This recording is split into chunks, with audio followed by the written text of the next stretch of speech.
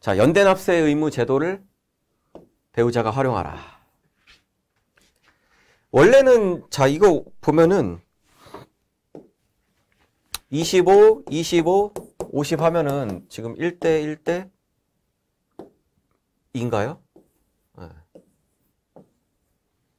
그러니까 국세청에서는 원래는 이제 국세청이 아니고 그 일반적인 상식에서는 당연히 이제 얘네들이 상속세를 낸다고 하면은 자기네들 받은 비율만큼 내겠죠. 나는 1에 해당하는 비율만큼만 낼게. 나는 2에 해당하는 비율만큼 낼게. 그래서 뭐 이거 같은 경우는 15억을 엄마가 상속세가 30억이 나왔다.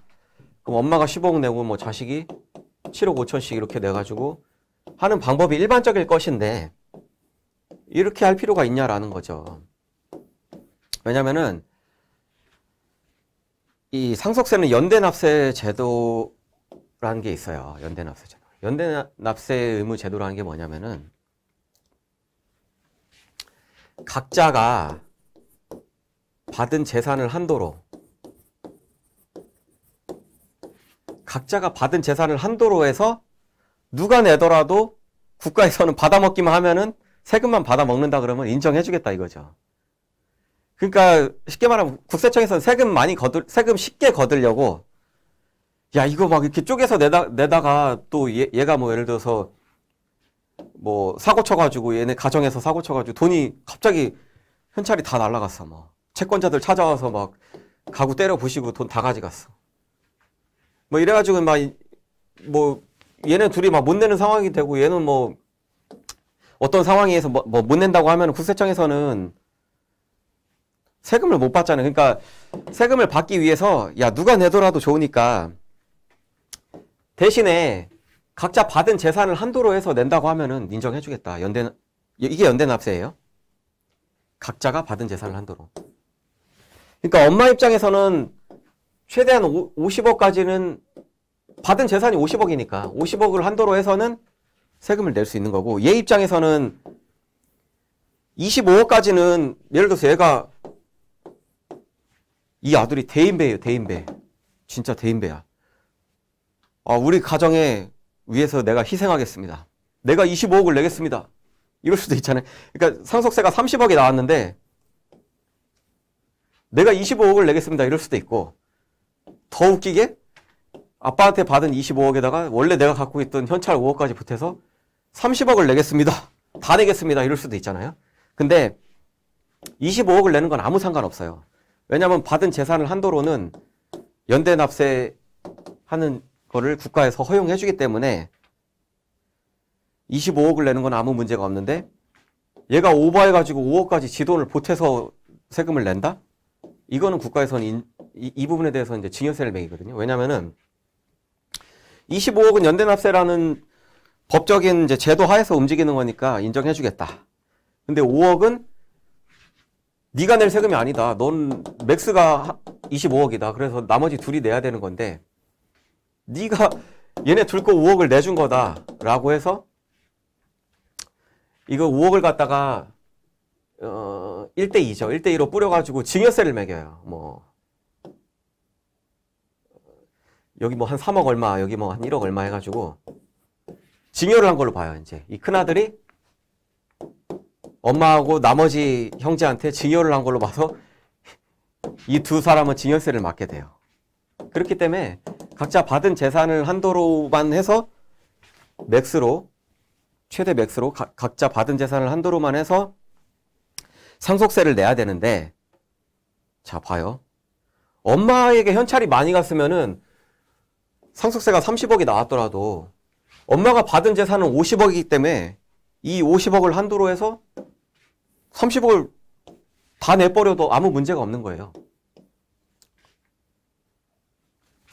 그럼 엄마는 재산이 줄어들어서 나중에 이제 엄마가 죽더라도 상속세가 덜 나와서 좋고 그 다음 자식들 입장에서는 엄마가 다 내버렸으니까 상속세를 지네들 돈이 하나도 안 들어가서 좋고 상속세 내는데 자 그래서 배우자에게 현찰을 주면서 연대납세 의무 제도까지를 배우자가 활용한다 그러면은 이거는 끝판왕이죠. 상속세에서 결국 고민이 우리 자식들한테 세금을 최대한 덜 내면서 우리 자식들한테 최대한 안겨주는 그런 목표가 달성이 돼버리는 거죠. 그 다음에 협의 분할 제도의 허점 이용하기. 예. 이것도 뭐냐면은 우리가 증여를 예를 들어서 3억을 한다 그러면 아까 세금이 4천만 원 나온다 그랬네요. 증여세가. 이제 아빠가 아들한테 3억을 증여한다 그러면 증여세가 이제 4천만 원이 나올 건데 아깝잖아요. 증여세 아깝지 않아요? 아까운데 이거를 만약에 상속으로 끌고 간다 그러면은 굉장히 이점이 있어요. 상속이 있고 나서는 당연히 상속인들 간에 이제 협의 분할이 있어야 될 건데, 예를 들어서 재산이 100억이 있다. 이걸 뭐 법정 지분대로 가져갈 수도 있겠지만 꼭 그럴 필요 없잖아요. 협의가 원만하게 이루어진다 그러면은 자식들이 많이 가져갈 수도 있어요. 우리나라는 자유민주주의 국가 아니에요? 자식들이 40씩 먹고 사망인의 배우자가 20 먹고 이렇게 가져갈 수도 있는 거잖아요. 이랬을 때